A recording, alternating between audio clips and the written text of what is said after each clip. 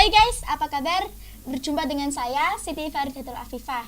Nah, di episode pertamaku, aku kedatangan tamu istimewa nih. Dia itu memiliki suara emas, pinter narik juga, smart public speaking, pinter, cantik pula. Nah, ini dia Alfa Lucia Kamila, seorang siswi sekaligus santri putri yang tekun banget orangnya. Hai Alfa. Halo Viva. Apa kabar? Alhamdulillah baik. Cantik banget kemarin ini. Terima kasih, kamu juga cantik. Makasih, aku salting. Bercanda. Bercanda ya.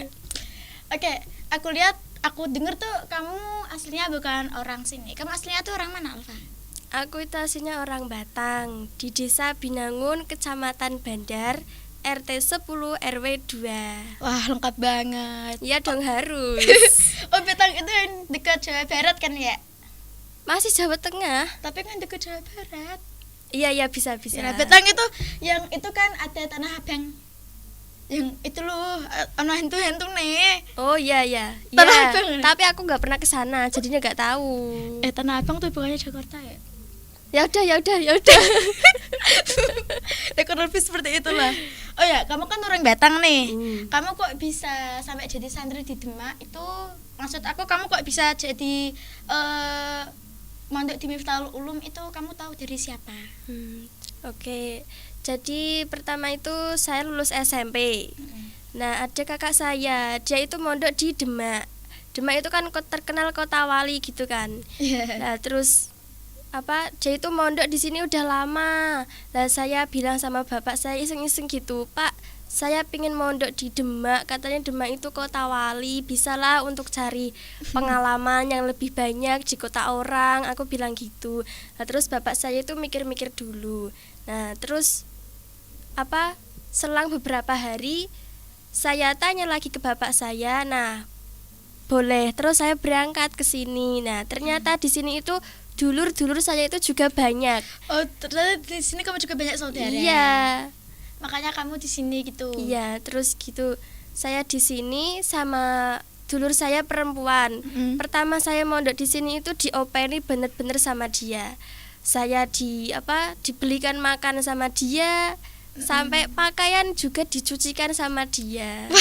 Emang nggak bisa jadi sendiri? Ya kan saya dulu itu polos banget. Pertama mondok itu bener-bener jadi wanita yang sangat polos lah pokoknya. Oh ya, terus kamu langsung ke SMK gitu? Oh enggak, pertama 1 tahun itu saya salaf murni selama 1 tahun. Santri salah? Ya. Kelas berapa? Kan kamu lulus SMP? Lulus SMP itu kelas 2. Diibaratkan kalau 2 wusta itu berarti 2 SMP lah. Oh, jadi kamu tuh masuk ke sini langsung jadi santri salaf kelas 2 wusta. Ya. Oh, begitu. Gitu. Nah, terus kok bisa masuk SMK? Oh, jadi gini. Selama 1 tahun itu saya lihat kan ada anak SMK, sekamar saya kan ada anak SMK toh. Lah saya lihat mereka itu pada seneng-seneng sekolah. Saya itu rasanya pingin gitu. Terus selama 1 tahun itu aku mikir, gimana ya kalau tahun depan aku juga SMK gitu loh. Terus saya bilang ke bapak saya, "Bapak, saya pingin SMK gitu." Terus bapak saya bilang, "Lo kok nggak dari tahun kemarin kamu minta SMK, malah sekarang kan telat jadinya, nanti kamu tua sendiri gitu." Ya, bapak saya gitu. Tahun, ya.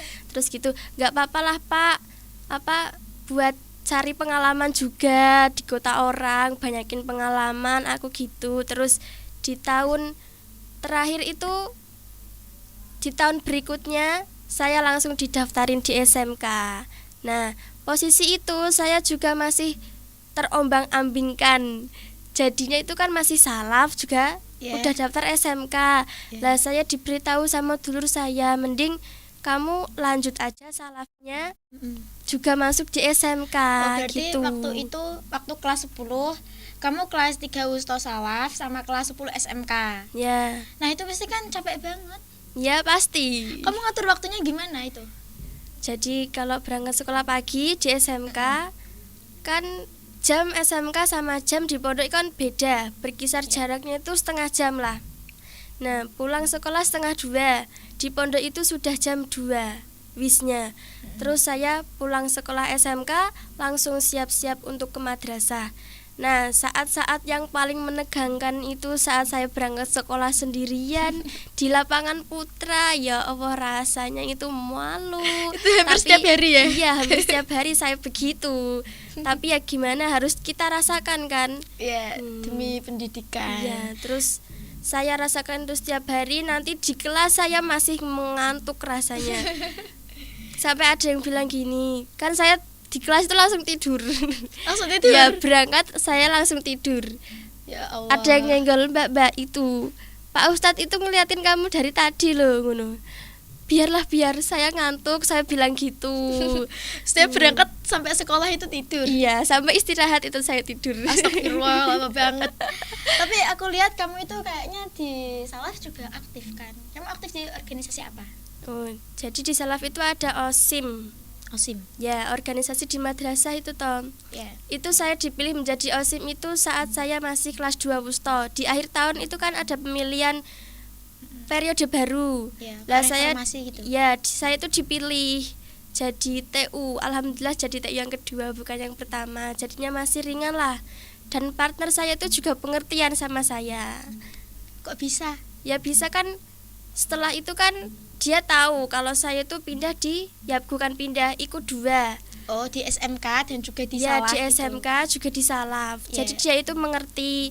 Kadang kalau pulang sekolah kan mesti ada piket OSIM gitu. Yeah. Terus saya di ngomongin, "Mbak, kamu pulang dulu aja, biar ini saya yang bersihin," gitu. Terus ya Allah, pengertian banget sih. Perhatian banget, sayang sama kamu. Iya, paling dia ngerti capek sayanya. Padahal ya biasa aja sih rasanya. Tapi kan capek juga kan. Iya. Tapi waktu di SMK kan kamu juga itu ikut OSIS. Oh ya, kamu waktu itu kan pernah ya terpilih jadi kandidat sekretaris.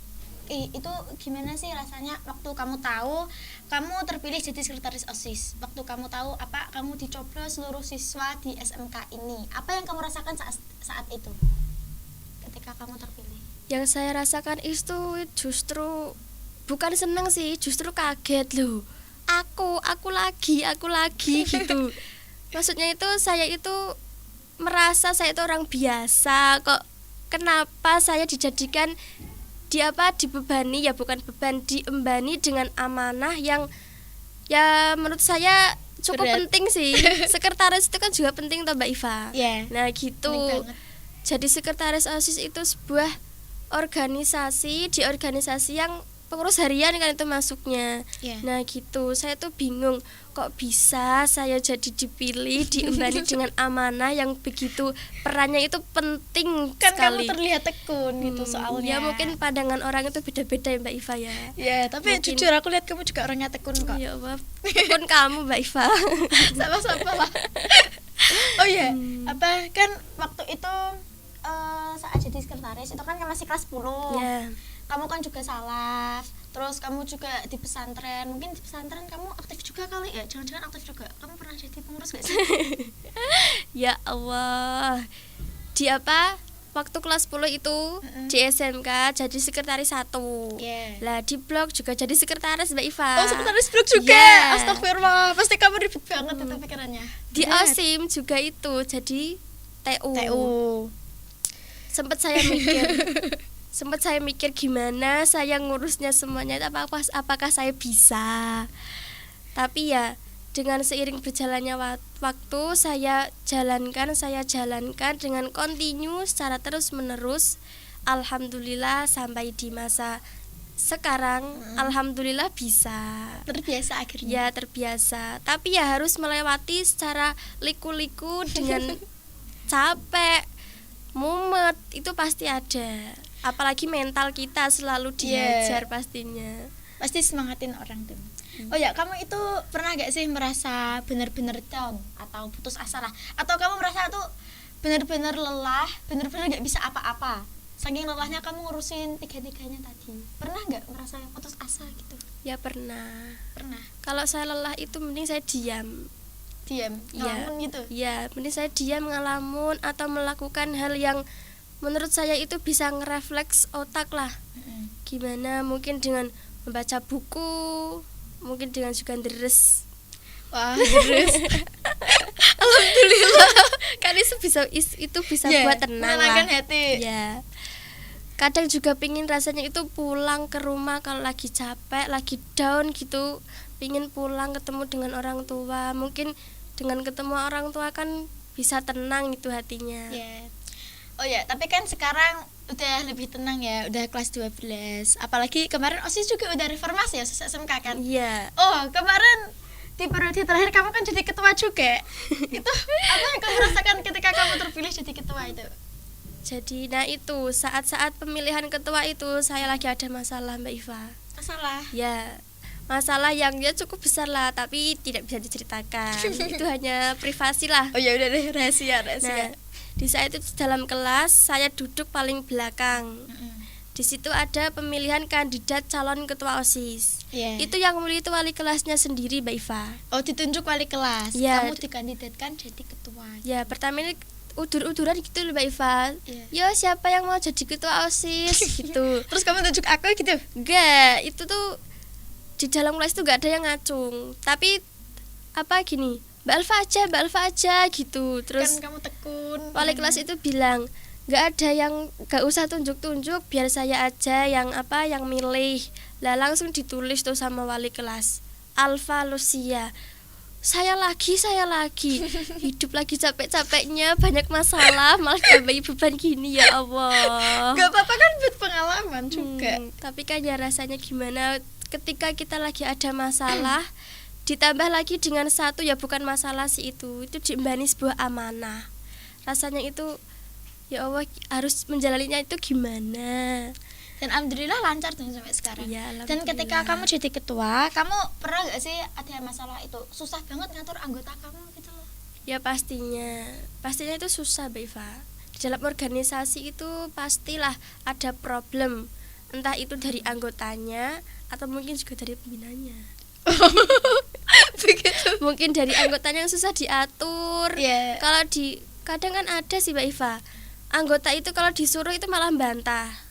Nah, mesti kan ada lah, itu paling tidak suka. Dabrek anggotanya berarti. Ya, apalagi di sini kan antara putra sama putri kan dipisah tuh, Mbak Iva. Oh ya, organisasi OSIS putra sama OSIS putri Ya, kan. jadinya itu untuk menyatukan satu otak putri dengan otak putra itu pasti beda pemikiran idenya. Sulit. Itu menjadikan lebih sulit untuk bertukar pikiran. Ya. Ya, dan alhamdulillah udah reformasi ya. Ya, alhamdulillah Bebannya udah terkurangi. Ya, nggak apa-apa deh. Sekarang kita mungkin tinggal 6 bulan lagi lulus. Ya. Terus mengejar mimpi. Oh ya, by the way, mimpi kamu apa sih, Al? Mimpi aku apa ya, Mbak Iva? Pengen jadi apa? Kan suara kamu bagus nih. Mungkin bisa jadi penyanyi kek atau Enggak. Ya, Enggak. bukan penyanyi. Saya itu pengen jadinya Ya, betul. itu kok bukan pilot, pramugari. Oh, pramugari. Ya, saya pengen jadi pramugari sekali. Tapi saya sadar dengan tinggi badan saya. Sama-sama pede kok, Be. Kita Iya. sama-sama ya. Kenapa kamu milih mimpi jadi pramugari? Enggak bernyanyi aja, ngembangin bakat kamu gitu. Saya ingin naik ke atas angkasa melihat seluruh Wow. dunia. Ingin Pengen bersenang-senang dunia. di angkasa lah, Mbak Iva. Gratis ya. Iya. Setiap hari, tapi kan capek sih jadi pramugari juga kan. Ya, intinya itu mimpi saya lah, bisa terbang ke angkasa, melihat awan-awan di atas. Makanya beli sayap. Belinya di mana? Tak beli sekarang, Mbak Iva. Kenapa kamu gak boleh jadi penyanyi aja? Bakat kamu, aku tuh pernah dengar kamu nyanyi itu, wow, terkagum-kagum sama suara kamu, bagus banget. Kagumnya gimana? Suara itu saya biasa aja, suara saya. Ya Allah, itu banyak orang yang terkagum sama suara kamu loh. Kamu kan sering tampil sih di acara BPI kan, atau acara besar di Miftahul Ulum gitu. Iya. Oh ya, by the way, suara kamu bagus nih, pasti sudah kamu kembangkan sejak kecil. Nah, itu kamu mulai dari kapan? Dari SMP. SMP, enggak SD? Enggak. Dari SMP itu saya udah dipilih buat lomba kori. Ya, pertama itu dipilih lomba kori sama bapak saya sendiri itu yang milih. Gitu. Terus saya masuk pondok itu, pertama saya masuk pondok itu Kamu SMP mondok juga? enggak, saya SMP-nya di SMP Bandar sana. SMP kampungku saya sana. Nah, pertama di pondok itu ada acara maulidan. Iya. Lah yang dulurku yang perempuan itu menyuruh saya untuk kori. Ya udah Karena saya dia tahu kamu itu pinter kori gitu. ya dia itu tahu kalau saya di rumah itu sering kori gitu. Nah, terus saya disuruh. Lah santriwati di pondok itu pada tanya siapa sih dia, oh jebul Mbak Alfa gitu. Kamu masih santri baru waktu itu? Ya lah terus saya gini, kalau ada acara semenjak itu saya selalu dipilih untuk menjadi tampilan. Nah semenjak itu saya selalu dipilih untuk menjadi tampilan ini gitu Nggak Mbak apa-apa Iva. Nggak apa-apa dong ngembangin bakat kan. Ya itu bapak saya juga suaranya bagus, mungkin menurun dari bapak menurun, saya. iya. Bapak saya itu vokal hadroh di rumah. Kalau kamu vokal di Pondok Solo, kamu kan pernah jadi vokal hall kan? Iya. Beberapa kali itu? Itu berarti sudah 3 kali kemarin. 3 kali? Ya, yang pertama itu 1 tahun baru aku. Ya langsung jadi vokal hall 1 tahun itu. Oh, berarti waktu jadi santri baru itu Ya. pernah jadi vokal hall? Ya. Wow, terus? 2 kali Mbak Iva. Yang kedua langsung saya kan Kataman itu toh. Oh, yang kedua itu Kataman. Nah, Iya, yang iya, ketiga betul. kemarin. Jadi vokal hall juga. Ya. Di SMK juga kemarin saat wisuda itu jadi vokal. Suara kamu tuh bagus banget. Oh ya, aku tuh pernah dengar kamu itu. Aku paling suka tuh kalau kamu nyanyi nada tinggi. Itu rahasianya apa sih? Nafas kamu kok bisa kuat gitu nada tinggi begitu? Aslinya saya gak kuat Mbak Ivan nada tinggi, soalnya saya tuh punya penyakit amandel yang dari kecil itu belum hilang-hilang. Kalau buat suara nada tinggi, subhanallah rasanya sakit sekali Mbak Iva. Tapi kok kuat ya? Ya gimana, nyatanya dipaksa gitu. Tapi bagus kok akhirnya, walaupun dipaksa tapi bagus. Tapi masa dipaksa kayak kelihatan natural gitu? Natural. Iya. Tapi kan Bagus banget. menyimpan sebuah sakit yang tersendiri. Habis itu langsung minum gitu. Iya. Apa ya? Oh ya, kamu kan pasti juga pernah. Aku tuh pernah lihat kamu waktu PBI tampilan tari.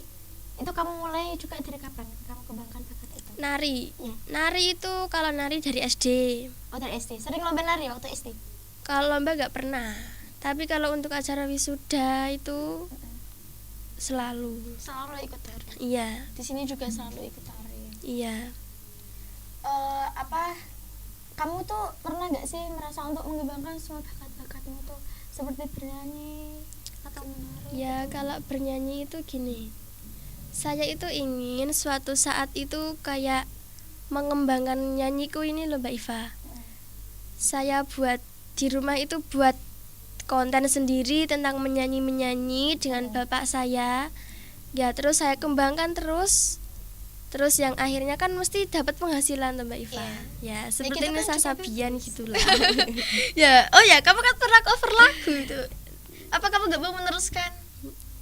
Ya mungkin belum waktunya.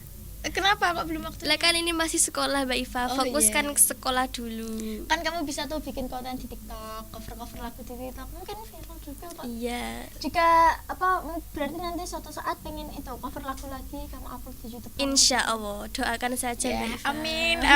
amin. Doakan saya saya doakan saya berhasil kok, Mbak Iya. Alfa. Terima kasih. Kamu apa ya? Cerita pengalaman saya itu waktu Agustus kemarin itu.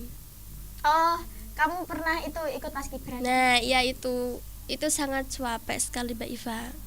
Waktu itu saya ikut jadi di paskibra, juga ikut MC waktu wisuda Pagar Nusa di Pondok.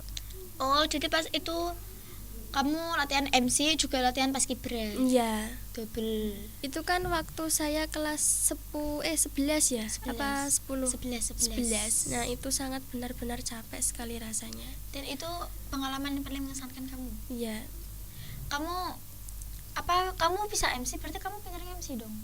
Ya bukan pinter tapi itu dipilih semua itu saya tuh nggak pernah sing jenenge mengajukan diri itu nggak pernah Mbak Iva, dipilih. Kadang itu ya mikir lagi balikan. kok iso saya dipilih terus ya. Ya Allah, apakah itu di pandangan mereka itu Ya gak apa-apa dong, kan kamu terlihat tekun namanya. Gak apa-apa. Waktu pas kibra itu latihannya berapa hari emangnya? ada 1 bulan, no? 1 bulan? Iya. Wow, lama banget itu. Kamu membawa bendera kan saat itu? Itu kamu juga dipilih? Iya. Servis Itu saya mengajukan. Oh, mengajukan. Karena kan cita-cita saya pramugari. Pramugari kan ya pasti pelatihannya kan juga ada. Oh, ada trainingnya yang tentang, juga. Iya. Yeah. Nah, itu menarik saya. Untuk jadi paskibra di Istana Merdeka juga itu adalah impian saya, Mbak Iva. Ya Allah. Tapi ya karena mungkin tinggi badan saya yang kurang ya sudah. Emang tinggi kamu berapa? Sekitar 149 lah. Masa sih? Iya. Mungkin 155 ke. Ya belum cek lagi saya. Emang gak pernah ngecek ya? Iya, gak pernah. Ya sama saya juga. Mungkin itu alasan kita agak tinggi-tinggi. Iya. Mungkin juga kurang olahraga, Mbak Iva. Iya, Karena gitu. main juga di pondok, aktivitasnya kan selalu muter monoton gitu terus toh. Emang keseharianmu kalau di pondok tuh ngapain aja sih? Ya, kalau pagi bangun jamaah. Iya. Terus habis itu ngaos. Ngaos Quran, terus habis itu mandi, terus sekolah. Pulang sekolah tidur. Nanti setelah asar ngaos lagi. Terus gitu maghrib juga jamaah. Bar maghrib tuh udah nggak apa-apa. Soalnya kan saya santri mutaharijat sekarang. Nah, jadinya di pondok itu kalau bar maghrib itu ya santai-santai. Kadang kalau namanya di pondok itu kan pasti sumuk, Mbak Iva. Nah, dibuat untuk mandi. Oh, jadi setelah maghrib itu mandi. Ya. Mandinya agak sore tapi habis maghrib. Ya. Terus habis itu jamaah lagi, jamaah isya, terus nanti bar isya ngaos terus sampai jam 9. Nah, jam 9 itu istirahat sekitar 15 menitan lah. Habis itu musyawarah. Musyawarah. Ya. Belajar. Ya, habis musyawarah itu nanti udah nggak ada apa-apa langsung tidur. Nah, begitu seterusnya setiap hari kegiatan di pondok. Tapi kan enak ya setelah lulus salaf gitu. Kalau dulu salaf kan mungkin bareng Ya. sama apalan. Ya. Ruwet banget. Iya, Ya. hafalan itu gini, saya jadi ingat Mbak Iva. Ya gimana? Pas hafalan itu kan berapa nandom ya? Sekitar 377 lah. Waktu muhafadoh simaan Mbak Iva. Itu saya dengan teman saya kan muhafadoh kan geret-geretan lah. Iya. Lah, itu saya udah dapat 344. Waktunya udah habis, Mbak Iva. Saya itu di hati gegel rasanya. Nggak boleh ada waktu tambahan, nggak boleh. Dari penyemak itu nggak boleh ada waktu tambahan. Dan aslinya kamu udah hafal semua itu. Ya masih harusnya itu lancar. Tapi saya belum lancar. Iya. Jadinya bisa menyelesaikan 344 nadom Saja. ya. Gergel di hati Yang itu. gegel. Hanya kurang 33. Sudah 33 bisa. nadom sudah bisa khatam, tapi karena waktunya yang nggak cukup. Jadinya ya sudahlah. Di situ saya nangis terus diginikin. Nggak apa-apa Mbak Alfa, udah bagus kamu itu SMK sama salaf juga gitu. Ya itu Tapi- udah keren banget loh. Tapi menurut kan ya aku tetap juga. di hati itu ya Allah rasanya ingin sekali. Bisa katam. Iya. Tapi itu SMK sama salaf udah keren banget loh. Oh ya, aku pernah dengar kamu itu juga pernah jadi itu kan guru ngaji. Iya kan pernah kan itu. Itu hanya sekedar guru ngaji biasa kok, Yan Bua. Untuk anak kecil-kecil itu Itu umur kamu berapa? Umur aku itu Murid kamu murid hanya berapa? 2. Iya. 2. Mm-mm. Enak gak ngulang mereka itu? Atau mungkin kamu merasa terbebani atau gimana? Ya enggak sih, asik sebenarnya. Anak kecil kan ya kalau diberitahukan ya nurut gitu. Itu yang kamu ajar itu mereka apa? SMP? SD MI? ya. Yang satu SMP, yang satu MI kelas Oh. 5, yang satu kelas 7. Terus apa yang Ada kamu itu rasakan? yang SMP itu kalau saya bilang tak suruh ngulangi terus dia malah nangis itu ada. Berarti kamu galak dong? Enggak galak, tak suruh ngulangi tok. Oh. Tapi dia sih malah nangis. Kok bisa ya? Kadang ya udahlah, udah besok lagi aku bilang gitu. Namanya anak kecil kan juga harus diberikan yang halus-halus, Ya. jangan dikasarin. Nah itu kamu ngajarnya tiap apa? Kan kamu sekolah waktu itu. Itu bar subuh sama habis musyawarah. Oh 2 kali berarti untuk ngajar yang kamu apa nggak pengen gitu ngulang lagi atau gimana? Ya sekarang di pondoknya itu udah berbeda metodenya Mbak Iva. Oh beda peraturan. Ya, jadinya udah nggak ada yang ngajian Bu Ayan Bu A itu udah nggak ada. Kamu pasti udah seneng dong sekarang itu beban kamu yang dulu itu terasa berat banget, apalagi dulu sebelum kataman juga, sekarang udah kataman lulus salaf. Iya. Itu kan itu sekarang itu yang kamu rasakan apa? Sekarang udah kelas 12 mungkin ada beban baru PKL, itu yang kamu rasakan apa? Untuk beban itu ya satu persatu terlepas Mbak Iva, alhamdulillah. Dari salaf udah lulus itu mulai satu terlepas. Terus apa? Kemarin periode OSIS itu udah mulai terlepas lagi. Ini mau pelantikan ya satu persatu terlepas. Nanti juga saat blok udah paripurna juga akan terlepas juga. Ya perasaan saya itu sedih atau senang itu ya campur jadi satu, antara beban terkurangi sama meninggalkan semua kenangan-kenangan. Iya, kita harus mengenang semua kenangan itu ya. Iya. Oh ya, apa? Kalau misalnya lulus kamu tadi kan katanya pengen jadi pramugari tapi terhalang sama tinggi badan. Nah, kalau misalnya mimpi itu nggak bener jadi nggak terwujud, kamu pengen jadi apa? Pengen mondok lagi atau gimana? Saya pengennya itu kuliah di Jogja Mbak Iva. Oh Jogja, UGM. Iya. Sudah Pengen Sudah di kira sana bisa di UGM. sama mondok. sama mondok juga. Iya. Fakultas apa nanti kalau di UGM? Pengen di ekonomi. Ekonomi. Wow, sarjana ekonomi. Nanti bisa jadi pejabat juga. Iya. Kalau Tapi jadi ya- guru nanti ngulang IPS. Tapi ya itu mungkin hanya impian lah. Namanya impian kan ya nggak apa-apa ya Mbak Iva. Ya. Ya berdoa aja semoga bisa jadi Amin. nyata. Kalau kamu benar-benar tekun ngejarnya nanti juga jadi nyata kok. Kalau apa misalnya di UGM itu kamu masuknya nanti jalur apa? Jalur mandiri lah. Prestasi juga kan apa yang mau saya Prestasi kamu juga ajukan. banyak juga. Ya kalau diterima. Ya insya Allah diterima kok. Ngomong kamu tuh halus banget, pantesan suara kamu tuh bagus. Asli gini orangnya Mbak Iva. Nah ya gitu, makanya apa suara kamu tuh bagus karena omongan kamu tuh halus banget. Seneng dengernya gitu. Coba deh nyanyi aja satu kali biar semua orang itu lihat apa denger suara kamu. Nyanyi apa ini? Apa ya? Sholawat yang kamu bisa itu. Yang kamu suka deh, apa deh terserah. Yang penting kita dengerin, cariin suasana dulu lah. Apa menurutnya Mbak Iva apalah? Yang lagi viral tuh Al-Hijratu. Oh gitu. Ya bisa gak? Hafal gak? Ya coba nyanyi dong.